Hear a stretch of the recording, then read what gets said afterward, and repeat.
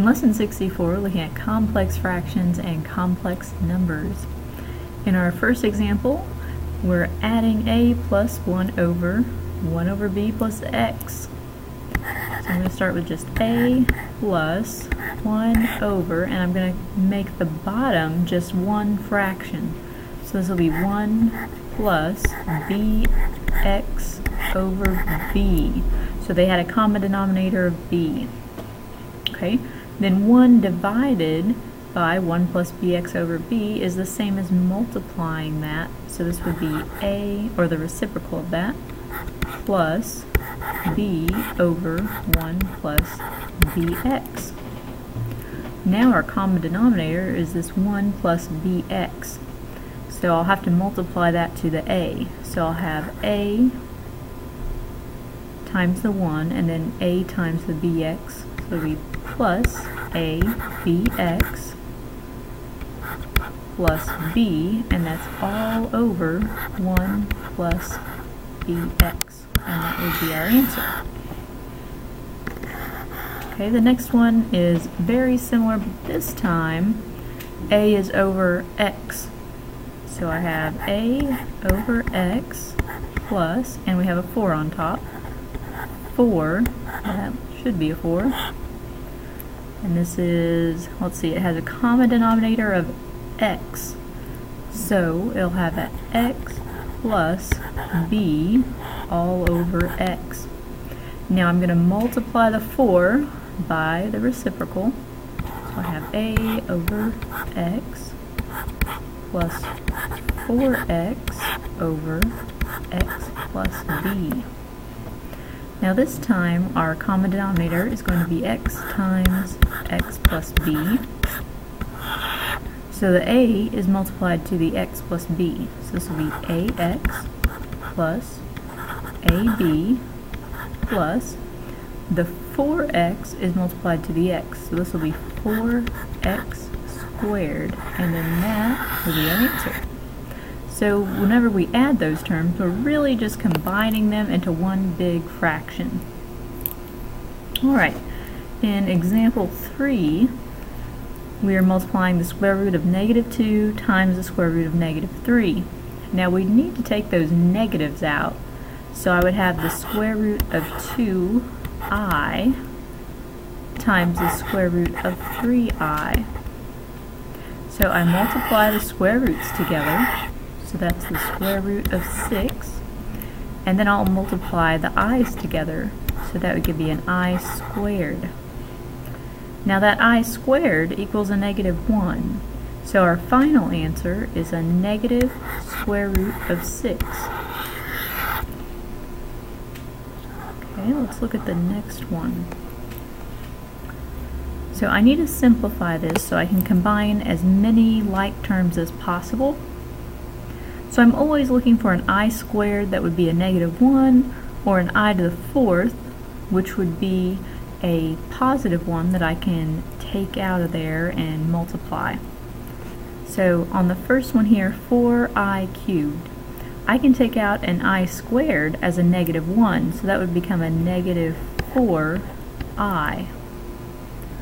Then on our next term, I to the 4th is a positive 1, and a positive 1 times a negative 2 just leaves that as a negative 2. Okay, the third term here, the square root of negative 9. I need to take the negative out as an I, because that's the square root of negative 1. So I'll have 2 times the square root of 9i. Okay, and then the square root of 9 is 3. So we can replace that with a 3 to multiply with our 2. Okay, on the next one here, we have the square root of negative 3 times the square root of negative 3. So that would be the square root of 3i times the square root of 3i. We multiply our square roots together, and this would give us a 3, and then I multiply my i's together, and that would be I squared. So this ends up as a negative 3. Alright, now 2 times 3 is 6, So that's actually a 6i. So at this point I can go ahead and combine my i's and combine my integers. So I would have -2 plus a -3, that's going to be a -5. Then I'll have a -4i plus a +6i, so that'd be plus 2i, and then that would be my final answer. Okay, on example 5, I would multiply the 4 across, just like we do when we're foiling, except now we have i's instead of x's. So I take 4 times 3, that's 12, then 4 times -2i, that's a -8i. Then I'll multiply the 2i across to the 3 and the -2i.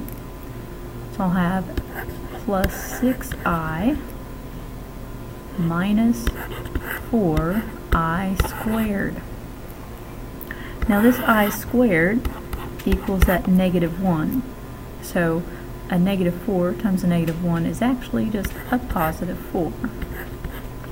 So I can go ahead and simplify that, and I'll combine my i's together, so I'll have a -8i plus 6i, that would be a -2i. Bring down my 12.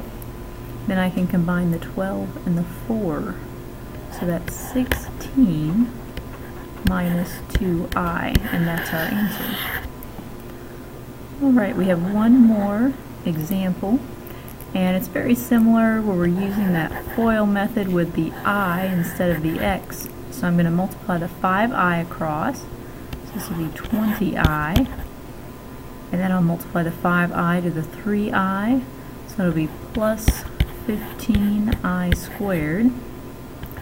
Then I'll multiply that -2 across, so we'll have a -8 minus 6i. Now this 15i squared, since that I squared is a -1, this is actually a -15. That's what I can replace that with.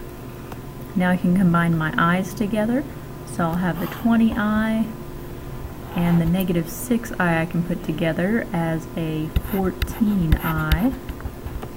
And then I can combine the -15 and the -8 to get a -23. And since that 14i was positive, I'm going to put a plus sign in between those. And that would be my final answer. Hopefully this helped you with your homework. If not, please feel free to ask some questions.